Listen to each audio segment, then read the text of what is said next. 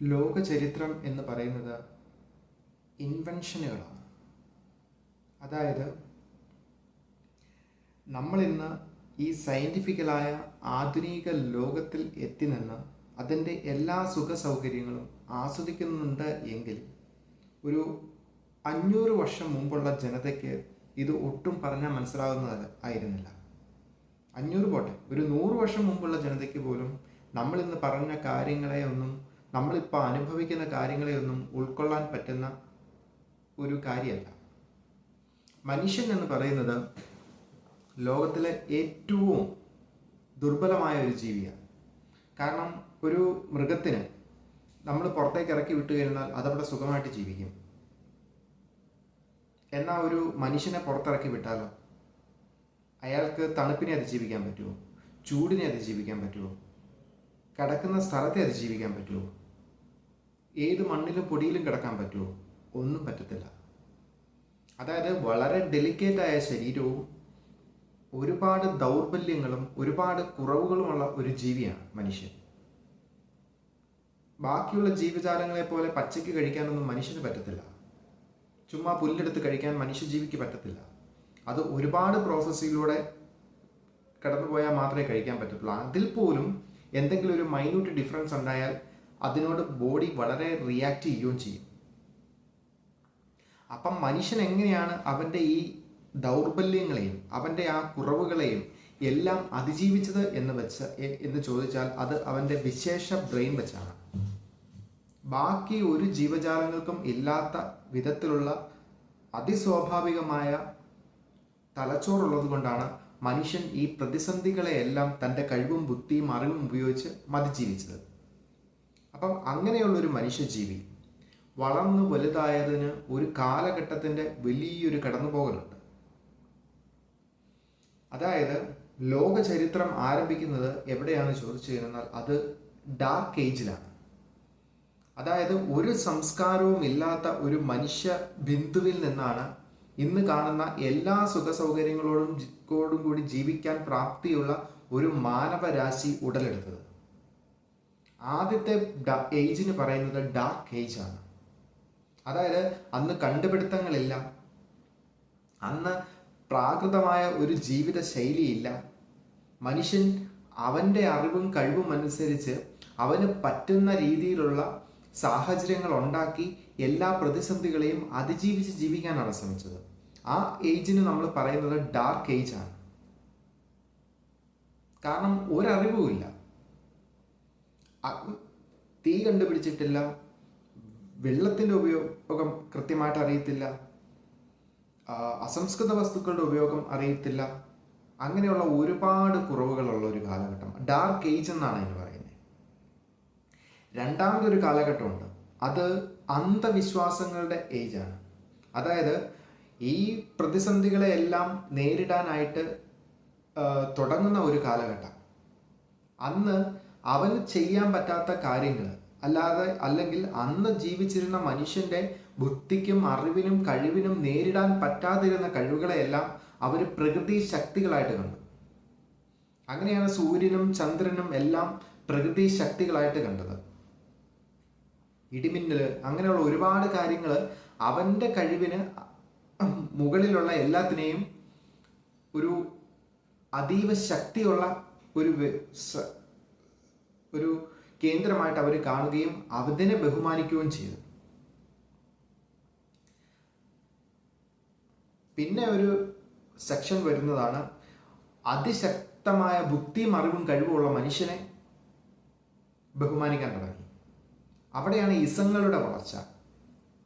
അതായത് ഒരു നാട്ടിൽ അത് കൂടുതലും കോൺസെൻട്രേറ്റ് ചെയ്തത് സൂപ്പർസ്റ്റിഷനുകളിലാണ്, അന്ധവിശ്വാസങ്ങളിലും അനാചാരങ്ങളിലും ഒക്കെ ആയിരുന്നു അന്നത്തെ കാലഘട്ടം കടന്നുപോയത്.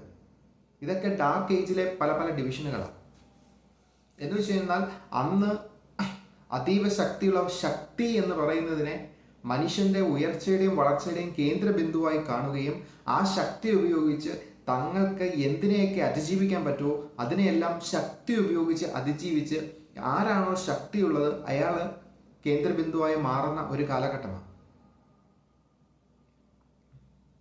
പിന്നീടുള്ളൊരു കാലഘട്ടമാണ് മതവിശ്വാസങ്ങളുടെ ഒരു കാലഘട്ടം. അതായത് മതം എന്ന് പറയുന്നത് എന്താണോ അതിനെ ആശ്രയിച്ച്, മതത്തിൽ നിന്ന് അല്ലെങ്കിൽ ബോധജ്ഞാനമുള്ള വ്യക്തികൾ പറഞ്ഞു തന്ന കാര്യങ്ങൾ എന്തൊക്കെയാണോ അത് മനുഷ്യന് മനസ്സിലാകുന്ന ഭാഷയിലേക്ക് ആക്കി ഉപയോഗിക്കാൻ തുടങ്ങുന്ന ഒരു കാലഘട്ടമാണ് വിശ്വാസങ്ങളുടെ കാലഘട്ടം. അന്ന് നമുക്കറിയാം വിശ്വാസങ്ങൾക്ക് മാത്രമാണ് പ്രാധാന്യം ഉണ്ടായിരുന്നത്. അതായത് അതിനു മുമ്പുള്ളത് അന്ധവിശ്വാസമായിരുന്നെങ്കിൽ രണ്ടാമത് വിശ്വാസങ്ങളിലേക്കായി. അതൊരു ലോ ഓഫ് ഓർഡർ പോലെയാണ് പ്രവർത്തിച്ചത്. കാരണം ഈ പ്രകൃതിയിൽ തങ്ങളുടെ ബുദ്ധിക്കും കഴിവിനും അതീതമായ പ്രകൃതി ശക്തികളുണ്ടെന്നും ആ ശക്തികളെ എല്ലാം നിയന്ത്രിക്കുന്ന ഒരു മഹാശക്തി ഉണ്ടെന്നുമുള്ള മനുഷ്യന്റെ കോമൺ സെൻസിന്റെ അറിവിൽ നിന്നും ഉണ്ടായ ഒരു വിശ്വാസ വളർച്ചയാണ്. ആ കാലഘട്ടങ്ങളിൽ മതങ്ങൾ വളരാൻ തുടങ്ങി. മതങ്ങൾ വളർന്ന് കുറെ കഴിഞ്ഞപ്പം പതിയെ ലോകത്തെ ലോജിക്ക് വളരാൻ തുടങ്ങി. മതങ്ങളുടെ വളർച്ചയും അതിനോട് ചേർത്ത് തന്നെ വളർന്നു വന്ന ഒരു സംഭവമാണ് ലോജിക് ആൻഡ് റീസണിങ്.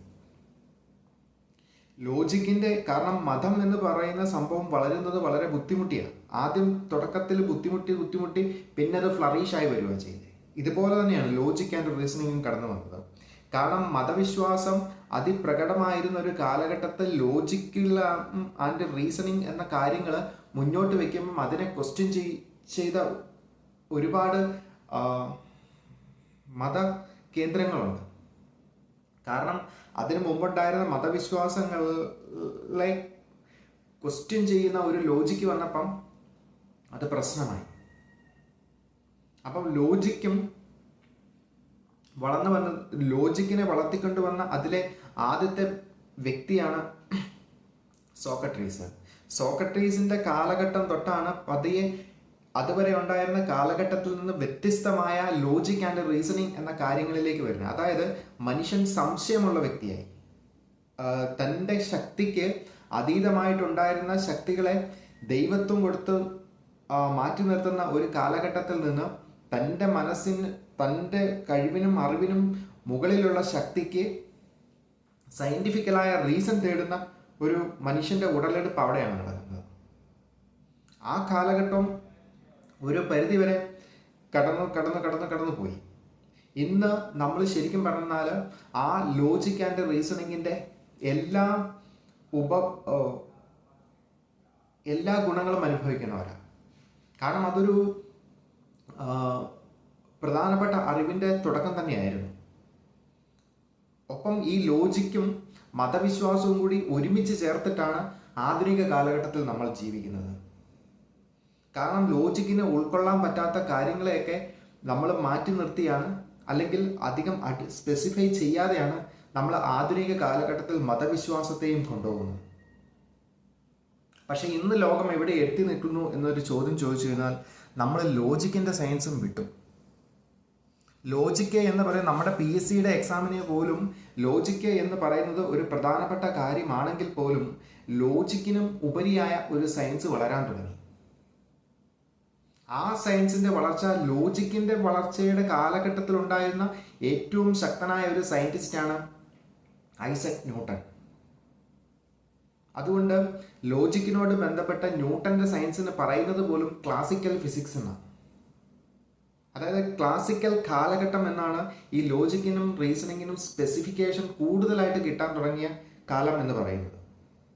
അതായത് ക്ലാസിക്കൽ നോവലുകളുണ്ട്, ക്ലാസിക്കൽ സംഗീതങ്ങളുണ്ട്, ക്ലാസിക്കൽ ഡാൻസുകളുണ്ട്.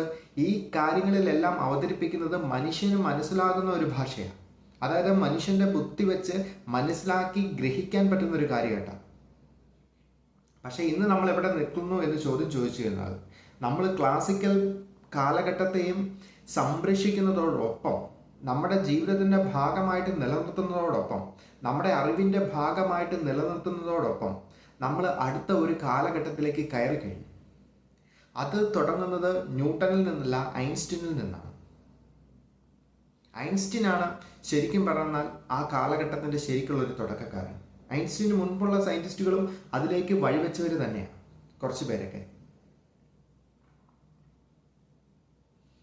അതിൻ്റെ ആ സംഭവത്തിന്റെ അതിൻ്റെ പേരാണ് ക്വാണ്ടം ഫിസിക്സ്. അതായത് മനുഷ്യനെ ഒരിക്കലും കാണാനോ ഒരിക്കലും മനസ്സിലാക്കാനോ പറ്റാത്ത അതിസൂക്ഷ്മ കണങ്ങൾ ഈ ഭൂമിയിലുണ്ടെന്നും ആ അതിസൂക്ഷ്മ ഘടകങ്ങൾക്ക് എന്തെല്ലാം ചെയ്യാൻ പറ്റും എന്നുള്ള കാര്യങ്ങൾ മനുഷ്യന്റെ ബുദ്ധി കൊണ്ട് മനസ്സിലാക്കാൻ പറ്റുന്ന കാര്യങ്ങളായേ അല്ല എന്നുമുള്ള കാഴ്ചപ്പാടാണത്. അതായത് ഒന്നും കൂടി ചുരുക്കി പറഞ്ഞാൽ ഐൻസ്റ്റീനാണ് ആറ്റം എന്നൊരു കാര്യത്തെക്കുറിച്ച് വളരെ ഡിഫൈൻഡ് ആയിട്ട് പറയാൻ തുടങ്ങിയത്. അതിനു മുമ്പും ചെറിയ രീതിയിൽ പറയുന്നുണ്ടെങ്കിലും ഐൻസ്റ്റീൻ ആണ് അതിനെ പൂർണ്ണതയിലേക്ക് എത്തിച്ചത്. അതായത് ആറ്റോമിക് സ്ട്രക്ചർ എന്ന് പറയുന്ന ഒരു സംഭവവും ആറ്റോമിക് സ്ട്രക്ചറിനുള്ളിൽ നടക്കുന്ന കാര്യങ്ങളും മനുഷ്യന്റെ ബുദ്ധിയോ അറിവോ കഴിവോ വെച്ച് മനസ്സിലാക്കാൻ പറ്റുന്ന ഒരു കാര്യങ്ങളേ അല്ല. അതുകൊണ്ടാണ് ക്വാണ്ടം ഫിസിക്സ് എന്ന് പറയുന്നത് ഒരു കീറാമുട്ടിയായി മാറുന്നത്. പക്ഷെ ക്വാണ്ടം ഫിസിക്സിന്റെ അലയടികൾ നമ്മുടെ അന്തരീക്ഷത്തിൽ ഉണ്ടോ എന്ന് ചോദിച്ചു കഴിഞ്ഞാൽ ഒരുപാടുണ്ട്. നമ്മൾ മെഡിക്കൽ ഫീൽഡിലാണെങ്കിലും നമ്മുടെ ടെക്നോളജിയിലാണെങ്കിലും പതിയെ പതിയെ ക്വാണ്ടം ഫീൽഡിലേക്കുള്ള പഠനങ്ങൾ നടക്കുക. അതിൻ്റെ ഏറ്റവും വലിയൊരു പ്രകടമായ സംഭവമാണ് ഒന്ന് ആർട്ടിഫിഷ്യൽ ഇൻ്റലിജൻസ് എന്ന് പറയുന്നത്.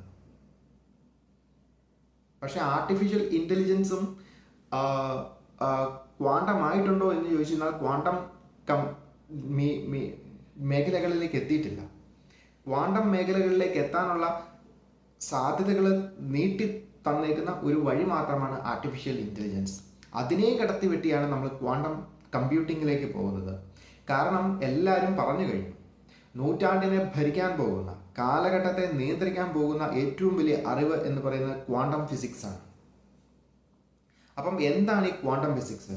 നമ്മുടെ ലോജിക്കിന് ഉൾക്കൊള്ളാൻ സാധിക്കാത്ത, നമ്മുടെ അറിവ് കൊണ്ട് മനസ്സിലാക്കാൻ പറ്റാത്ത, നമ്മുടെ അറിവിന് എത്താൻ സാധിക്കാത്ത ഒരു മഹാ അത്ഭുത അറിവിൻ്റെയും കഴിവിൻ്റെയും മേഖലയാണ്. അതായത് ആറ്റോമിക് ലെവലിലുള്ള കാര്യങ്ങളെ നിയന്ത്രിക്കാൻ ഇന്നും നമുക്കൊരു സയൻസ് ഇല്ല. അതായത് ഏറ്റവും സൂക്ഷ്മ ജീവിയായ, അല്ലെങ്കിൽ നമ്മുടെ പോലും ശരീരത്തിലെ ഏറ്റവും ചെറിയ സെല്ല് എന്ന് പറയുന്നത് ആറ്റമാണ്. ഓരോ നിർമ്മിതിയും ആറ്റത്തിൽ നിന്നാണ്. അപ്പം ഈ ആറ്റത്തിനുള്ള ഉള്ളിൽ നടക്കുന്ന പ്രവർത്തനങ്ങളെ നിയന്ത്രിക്കാൻ പറ്റുന്ന ഒരു സയൻസ് ഇവിടെ വന്നാൽ ഈ 90% ലോകത്തിന്റെ പ്രശ്നങ്ങൾ തീർന്നു. മനസ്സിലായോ? അതായത് ആറ്റം എന്ന ആറ്റോമിക് ലെവലിലുള്ള കോംപ്ലക്സ് പ്രോബ്ലംസിനെ സോൾവ് ചെയ്യാൻ പറ്റുന്ന ഒരു ടെക്നോളജി, അത് മിക്കവാറും ആർട്ടിഫിഷ്യൽ ഇൻ്റലിജൻസിലൂടെയാണ് ഉണ്ടാക്കാൻ സാധിക്കുന്നത്. അതുകൊണ്ടാണ് ആർട്ടിഫിഷ്യൽ ഇൻ്റലിജൻസിൻ്റെ പ്രാധാന്യം. ആർട്ടിഫിഷ്യൽ ഇൻ്റലിജൻസിൻ്റെ അറിവ് വെച്ച് ക്വാണ്ടം പ്രോബ്ലംസിനെ സോൾവ് ചെയ്യാൻ പറ്റുന്ന ഒരു ടെക്നോളജി രൂപപ്പെടുത്തിയെടുത്താൽ അത് ലോകത്തിൻ്റെ 90% പ്രശ്നങ്ങൾക്കും പരിഹാരമാവും. ജീൻ എഡിറ്റിംഗ് നമ്മൾ പലപ്പോഴും കേട്ടിട്ടുള്ള, എങ്ങനെയാണ് ജീൻ എഡിറ്റിംഗ് പോസിബിൾ ആകുന്നത്? അതായത് മനുഷ്യ ശരീരത്തിലെ ആദ്യത്തെ സൈഗോട്ട് എന്ന് പറയുന്ന ഒരു സൂക്ഷ്മ അണുവിൽ മനുഷ്യനായി മാറേണ്ട എല്ലാം ഉണ്ട്. പക്ഷെ അവൻ്റെ പാരമ്പര്യപരമായിട്ട് എന്തെങ്കിലും ഒരു അസുഖം ആ സൈഗോട്ടിന് ഉണ്ട് എന്ന് വെച്ചു. അത് ചിലപ്പോൾ കിഡ്നിയിലെ പ്രശ്നമായിരിക്കാം, അത് ചിലപ്പം ഹാർട്ടിലെ പ്രശ്നമായിരിക്കാം. അപ്പം ഒരുപാട് സൈഗോട്ടുകളെ ഉണ്ടാക്കിയിട്ട് ഈ ചെറിയ ഏറ്റവും സൂക്ഷ്മമായ ഈ സൈഗോട്ടിനുള്ളിലെ ഹാർട്ടായിട്ട് മാറാൻ സാധ്യതയുള്ള ഭാഗം കണ്ടുപിടിക്കുകയും അതിന് ഡിഫക്റ്റ് ഉണ്ടാകാൻ സാധ്യതയുണ്ടോ ഇല്ലയോ എന്ന് മനസ്സിലാക്കുകയും ഡിഫക്റ്റ് ഉണ്ടാകാൻ സാധ്യതയുണ്ടെങ്കിൽ അതിനെ റിമൂവ് ചെയ്ത് പകരം നല്ല ഹാർട്ടായി മാറുന്ന ഭാഗം ആ സൈഗോട്ടിലേക്ക് കയറ്റി വെക്കുകയും ചെയ്യുന്ന പരിപാടിയാണ് ജീൻ എഡിറ്റിംഗ് എന്ന് പറയുന്നത്. ഓർക്കുക, എന്തുമാത്രം സങ്കീർണമായ ലെവലിലേക്ക് സയൻസ് ചെന്നാൽ മാത്രമേ അതിന് പറ്റത്തുള്ളൂ. എന്തുമാത്രം ഡീപ്പ് ലെവലിലേക്ക് പോകണം. ഇനി ക്വാണ്ടം കമ്പ്യൂട്ടിങ്ങിലെ തന്നെ ഏറ്റവും വലിയ പരീക്ഷണം നടക്കുന്നത് ഭൂമിയിൽ സ്വിറ്റ്സർലൻഡിലുള്ള ഹൈഡ്രജൻ കൊളൈഡറിലാണ്. അതായത് പ്രകാശത്തിൻ്റെ വേഗതയിൽ ഒരു ആറ്റത്തെ, ഹൈഡ്രജൻ എന്ന മാറ്ററിലെ ഹൈഡ്രജൻ്റെ ഒരാറ്റത്തെ 2 ഭാഗത്തു കൂടി കൊണ്ടുവന്ന് കൂട്ടിയിടിപ്പിച്ച് ഹൈഡ്രജൻ കൊളൈഡറിനുള്ളിൽ നിന്ന് ഈ സബ് ആറ്റോമിക് പാർട്ടിക്കിൾസിനെ വേർതിരിച്ചെടുത്ത് അതിൽ നിന്ന് കണ്ടുപിടുത്തങ്ങൾ നടത്താൻ പറ്റുന്ന ഒരു മേഖലയാണ് നമ്മൾ ഡെവലപ്പ് ചെയ്യാനായിട്ട് ലോകം ശ്രമിച്ചുകൊണ്ടിരിക്കുന്നത്. അതായത് ഫിസിക്സിൽ വരാൻ പോകുന്ന ഏറ്റവും വലിയ കണ്ടുപിടുത്തം എന്ന് പറയുന്നത് ഈ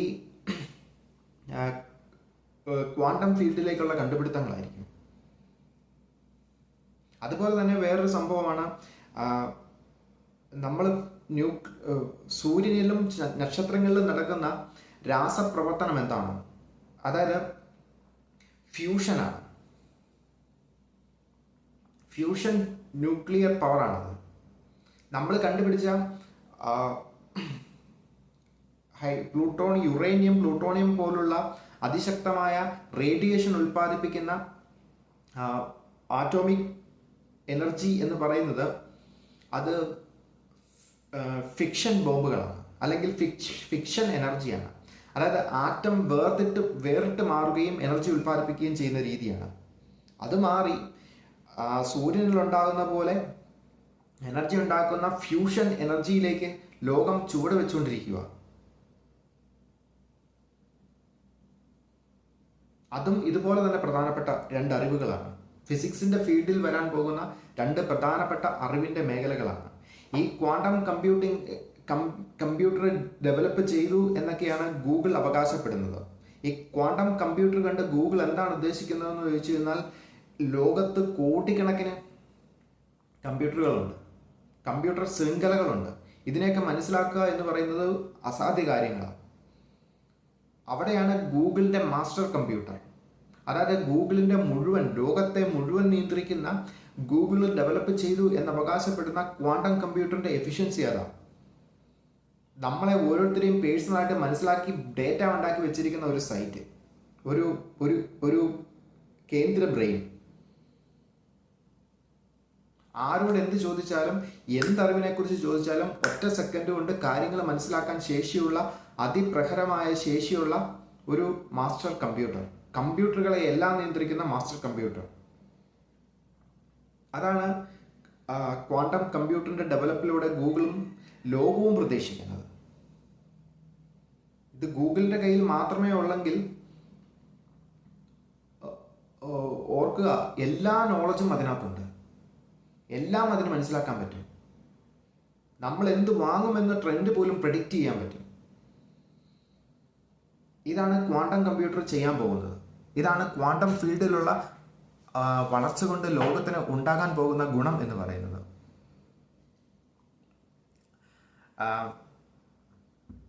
സ്വിറ്റ്സർലൻഡിലെ ഹൈഡ്രജൻ കൊളൈഡറിൽ നിന്ന് ഡെവലപ്പ് ചെയ്യാൻ അവർ ശ്രമിക്കുന്ന ഒരു മേഖല എന്ന് പറയുന്നത് ക്വാണ്ടവും വിട്ടുപോകുന്ന, ക്വാണ്ടം ഫീൽഡിൻ്റെ ഏറ്റവും അങ്ങേയറ്റത്ത് നിൽക്കുന്ന സ്ട്രിംഗ് തിയറി എന്ന് പറയുന്ന ഒരു തിയറിയിലേക്കാണ്.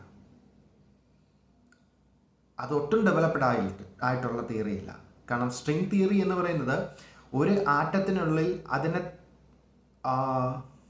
1000 അല്ലെങ്കിൽ 1000 ഘടകങ്ങളായിട്ട് വേർതിരിച്ചിട്ടുണ്ടെങ്കിൽ അതിനുള്ളിൽ ഉണ്ടാകുന്ന ഏറ്റവും സൂക്ഷ്മമായ ഘടകമാണ് സ്ട്രിങ് എന്ന രീതിയിലാണ് നിൽക്കുന്നത് എന്നാണ് പറയുന്നത്. അതായത് വൈബ്രേറ്റിംഗ് സ്ട്രിങ്, ഒരു റിങ്സ് പോലെ, 2 റിങ്സ് ഇങ്ങനെ കൂട്ടി യോജിപ്പിച്ചാൽ എങ്ങനെ നിൽക്കുമോ അതുപോലെ സ്ട്രിങ് ആയിട്ട്. അതാണ് അഗ്രസീവ് ഫിസിക്സ് എന്ന് പറയുന്നത്. അവിടെ എത്താനായിട്ട് ഇനിയും എത്ര വർഷം വേണ്ടി വരും എന്നുള്ളത് അറിയത്തില്ല. അപ്പം ലോകം സഞ്ചരിക്കുന്ന ഒരു പാറ്റേൺ ആണ് ഇതെല്ലാം.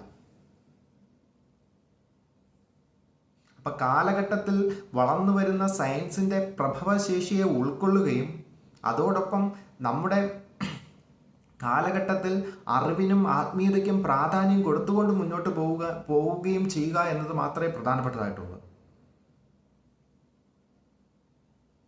അതായത് ഒരു കാര്യത്തിലും അന്ധമായ വിശ്വാസം ഉണ്ടാകാതിരിക്കുകയും എന്നാൽ വിശ്വാസം ഉണ്ടാകേണ്ടതിൽ ഉണ്ടാവുകയും എല്ലാ അറിവിനെയും ക്വസ്റ്റ്യൻ ചെയ്യുകയും എല്ലാ അറിവിനുള്ളിലും അതിന് മേളിലൊരു അറിവുണ്ടെന്ന് വിശ്വസിക്കുകയും അതിലേക്ക് നടന്നെടുക്കാൻ ശ്രമിക്കുകയും ചെയ്യുന്ന ഒരു കാലഘട്ടമാണ് നമുക്ക് വേണ്ടത്.